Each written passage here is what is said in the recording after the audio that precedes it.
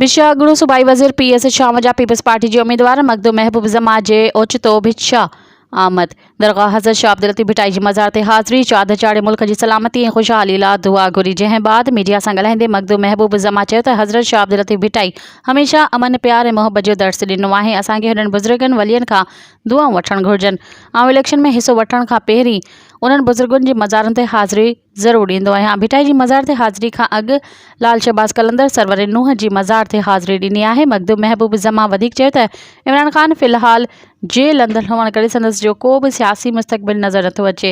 Peoples party ख़िलाफ़ सियासी इतिहाद जुड़िया आहिनि त तमामु सुठो आहे। इहो सभु कुझु माज़ी में बि थींदो आयो आहे। पीपल्स पार्टी जे साम्हूं को बि इतिहाद मुक़ाबिलो न खटे सघंदो।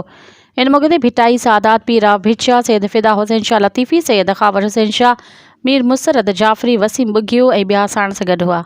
मज़ीद ख़बरनि ऐं तफ़सीलात लाइ विज़िट कयो असांजी वेबसाइट www.awamiNewsHD.com ऐं ॾिसंदा रहो अवामी न्यूज़ HD।